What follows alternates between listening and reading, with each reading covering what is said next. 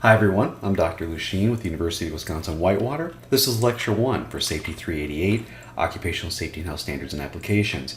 In this first lecture, what I'd like to do is kind of ease into it and talk a little bit about professional ethics, the roles and function of the safety professional as per ANSI, and then discuss OSHA searching and referencing, something you're going to be doing quite a bit in this course. And I already covered this stuff. Make sure you do click on all the links under Lecture 1. Definitely visit the OSHA website. There's assignment, reflection, and discussion, which I'm going to have you do that. And then, do the assignments that are due this week. But it covers lectures 1 through 5, so it's not just this lecture.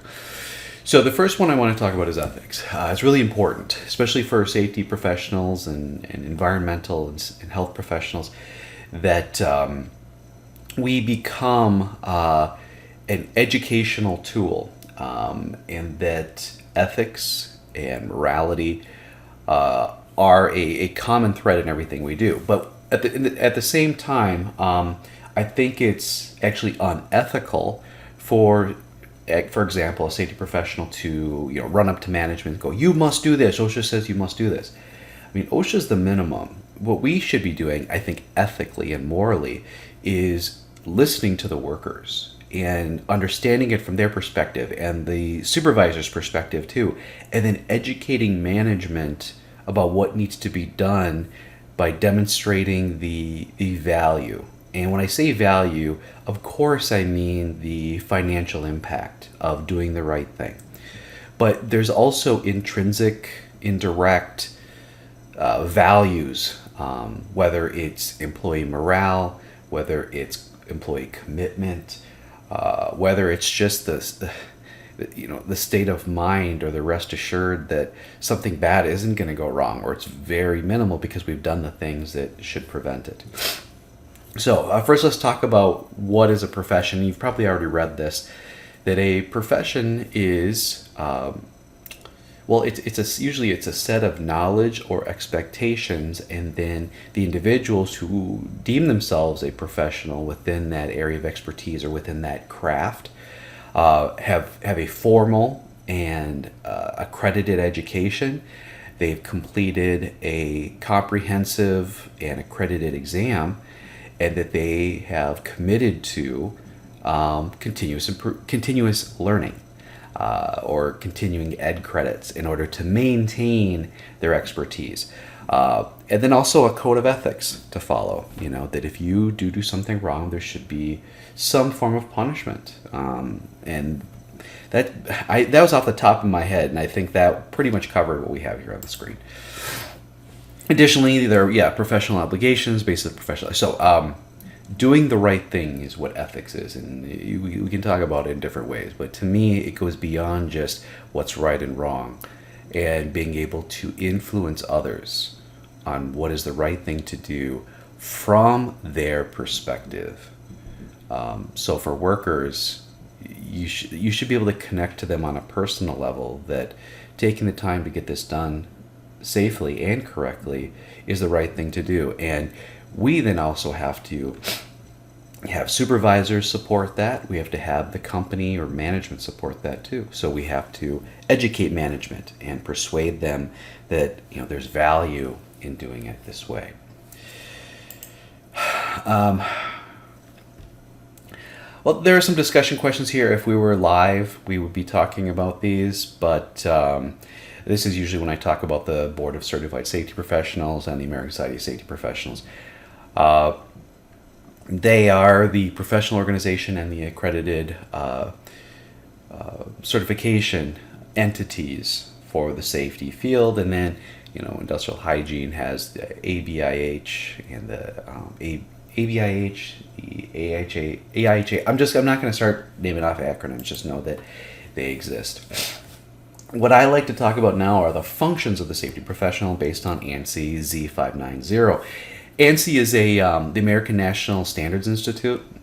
These are not considered legally binding requirements or compliance standards. They're more consensus-based, but OSHA at times will reference an ANSI standard for what is known to be done, and so employers are expected to do it. But what's interesting is if I was to ask you the question, pose the question, what is safety? What is considered safety? And you probably, what comes to mind is probably send everybody home same way they came to work, or the prevention of injuries and death. But the role of the function of the safety professional are the things they should be doing in order to achieve those overall goals. And you've probably already read them, but it's basically the identification of hazards, control of hazards, creation of a control program, and then evaluating its effectiveness. So nowhere in there is the function of a safety professional to prevent injuries and death, but rather these are the things that must be done continuously in order to mitigate what may harm people in the workplace. Yeah. So what is the proper, and this is a little bit oversimplified, but for means for discussion, what we need to do is define the problem properly. Right now I'm teaching a graduate class on research methods, and I have 2 students who are struggling because they came into it, they already preset what they think the problem is without going through the literature review and synthesis to define what is known and what is not known. And so they're struggling at this point. But the students who gave themselves to the process and had an idea or an observation and then allowed their exercise of reading and answering their own questions leading up to, nobody really understands it this way, that's what I'm going to pursue. Maybe that's a bad example, but to me, they came to almost a solution before they really fully considered it. So you got to think about how will you search for and identify problems. Second is finding solutions. What is acceptable? Rarely in the real world is there one single right answer. This seems to be the correct answer based on this data or this information we have today, realizing that may be, those assumptions may be violated, or maybe there's additional information that we don't have at this current time. So that if we evaluate effectiveness later on and it's not there, we don't really blame anybody, it's just, it's a learning process. We need to make the improvement. Making recommendations to management is very important. I'd like to say it's probably one of the most important roles of the safety professional, because it's, they regularly survey safety professionals. What are you concerned about? And that is getting management commitment, getting funds in order to purchase or implement the controls we need. And the ability to speak to management in the language they understand is really important. And I answered my own questions. Let's talk about the OSHA Act of 1970, also called the William Steiger Act. This is the 34-part foundational legislation that allowed for the birth of OSHA and all the occupational safety and health standards. You can see that it became law in December 29th, 1970, when it was signed by Richard Nixon, president at the time, and then OSHA came to being on April 28th, 1971. That's significant for 2 reasons. One is that now we acknowledge or recognize fallen workers. It's called Worker Memorial Day. It was established, I can't remember the year, by the AFL-CIO union in the U.S. So we recognize that. Also, I was born on the 23rd of 1971, so within 5 days of the birth of OSHA. Here are the 34 sections under the OSHA Act. I want you to use the link in this lecture to go there and just kind of take a look at it. Section 5 is duties, and that's the general duty clause, which is the prime directive of the safety professional. Each employer shall furnish a place of employment free from recognized hazards that are likely to cause death or serious physical harm. That's something OSHA compliance officers can cite if there isn't a more specific language in another standard. But it is the overarching or prime directive of what they are attempting to do. Although you should have gained the skill set of searching the Code of Federal Register, the OSHA standards, if you will, in Safety 380, we need to continue to build that skill set. And I don't want you to rely on the function on OSHA or just on Google. You need to go in and systematically go through the standards, because I think even the last time I taught 380, I had a few students, even on the final exam, even though it was supposed to be a general industry standard, which is under 29 CFR 1910, they were citing 1915, 1970, just because the language seemed to fit the answer. But you need to do this properly. We will also, in this class, unlike 380, discuss the consensus standards that actually prop up or support the OSHA standards, which is ANSI, NFPA, which is the fire protection, NEC, National Electrical Code. So fire codes, life safety codes, things like that. And there will be others. So let's break down a standard. This is something that I should cover it in 380. So a CFR is broken down into titles. There are 50 titles, and OSHA regulations are under Title 929. This is at the federal level. Titles are divided into parts.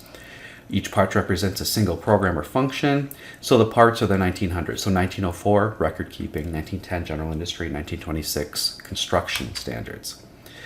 These parts are further broken down into sections, and these sections have a part number. So 29 CFR 1904.2 is a particular section under the record keeping standard.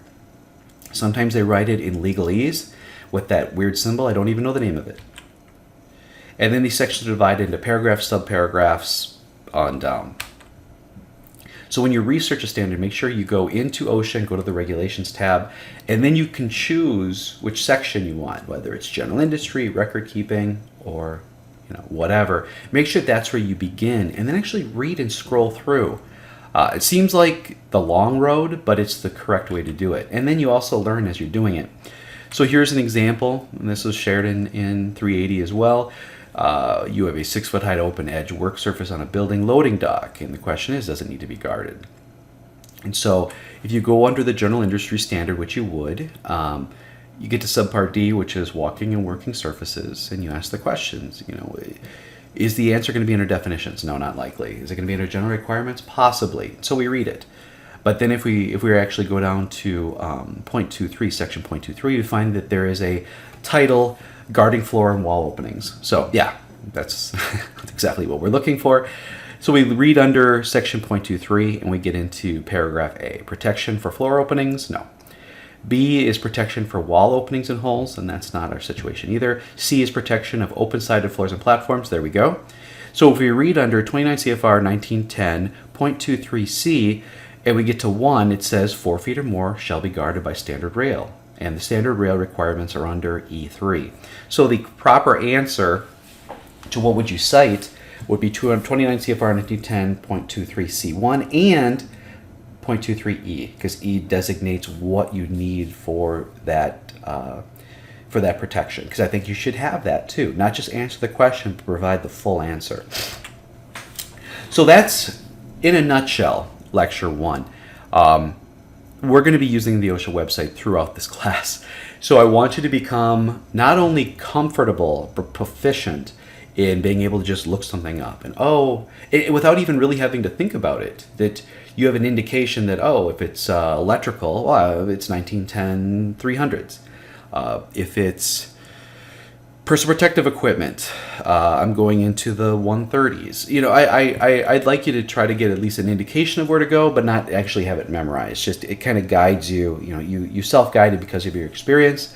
So I want you to have a basic idea of the functions. The function doesn't say prevent injuries and illnesses. It addresses what should be done day in and day out. And I also want you to be proficient in searching the OSHA website. So that's basically it. Email me if you have any questions. Otherwise, start digging into the assignment, reflection, and discussion. Again, reminder, with this summer compressed course, with the discussion, you can either answer the discussion questions that are through Canvas, or set up an appointment with me and we'll talk. Either or, get graded the same way. That's about it. Thanks.